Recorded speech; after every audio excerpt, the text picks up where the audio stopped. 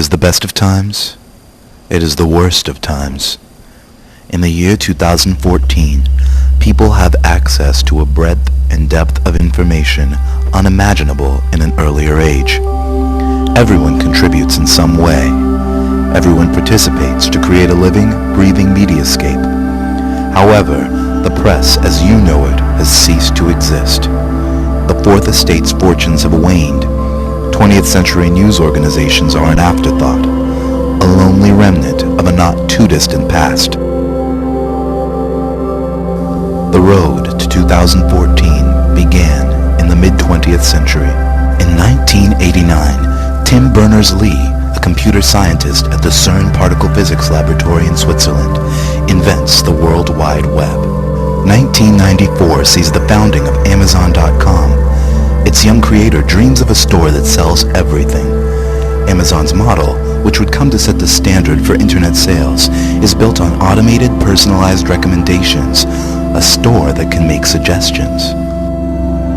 In 1998, two Stanford programmers create Google. Their algorithm echoes the logic of Amazon. It treats links as recommendations, and from that foundation powers the world's most effective search engine. In 1999, TiVo transforms television by unshackling it from the constraints of time and commercials. Almost no one who tries it ever goes back. That year, a dot-com startup named Pyra Labs unveils Blogger, a personal publishing tool.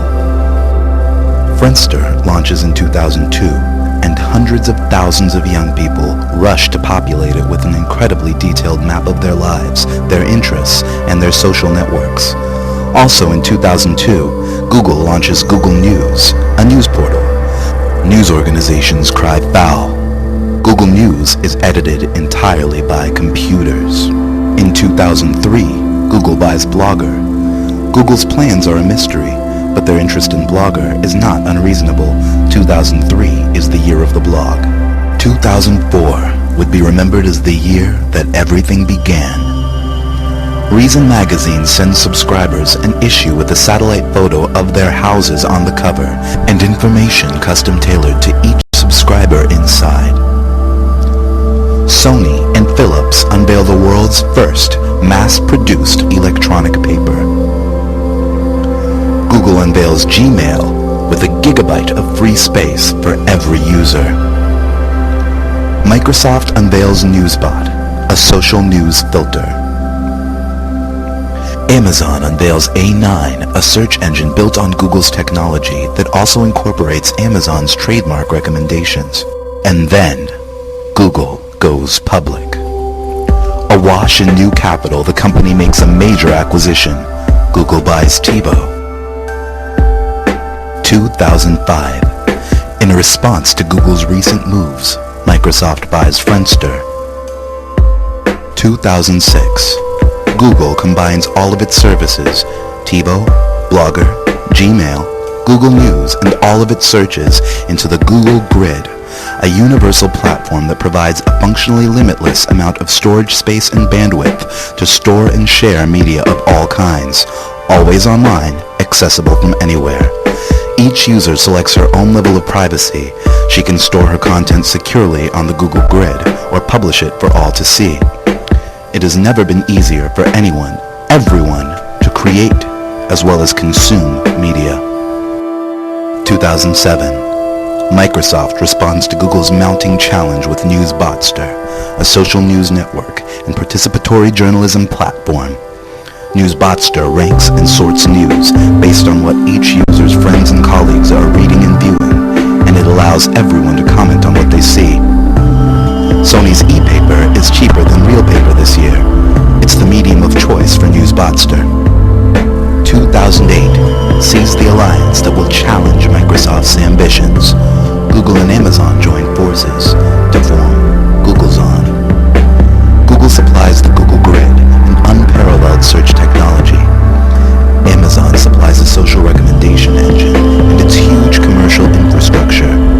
Together, they use their detailed knowledge of every user's social network, demographics, consumption habits, and interests to provide total customization of content and advertising. wars of 2010 are notable for the fact that no actual news organizations take part. Googlezon finally checkmates Microsoft with a feature the software giant cannot match.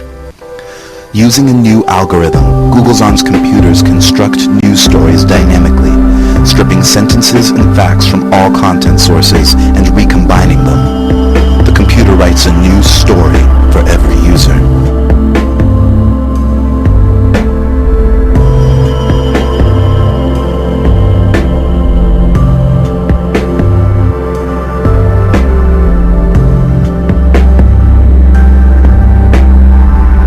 In 2011, the slumbering Fourth Estate awakes to make its first and final stand.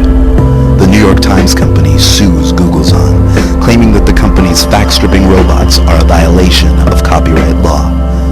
The case goes all the way to the Supreme Court, which, on August 4th, 2011, decides in favor of Googlezon. On Sunday, March 9th, 2014, Googlezon unleashes Epic. Welcome to our world.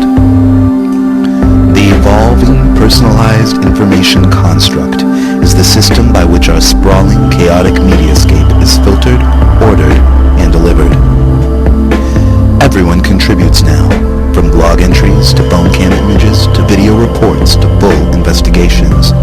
Many people get paid too, a tiny cut of Google's immense advertising revenue proportional to the popularity of their contributions.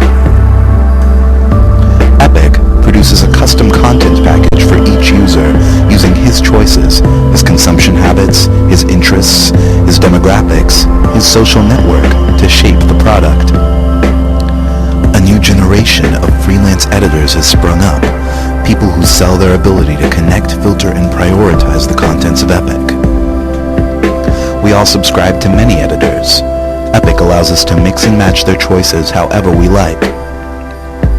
At its best, edited for the savviest readers, Epic is a summary of the world deeper, broader, and more nuanced than anything ever available before. But at its worst, and for too many, Epic is merely a collection of trivia, much of it untrue, all of it narrow, shallow, and sensational. But Epic is what we wanted, it is what we chose, and its commercial success preempted any discussions of media and democracy or journalistic ethics. Today, in 2014, the New York Times has gone offline. In feeble protest to Googlezon's hegemony, the Times has become a print-only newsletter for the elite and the elderly. But perhaps there was another way.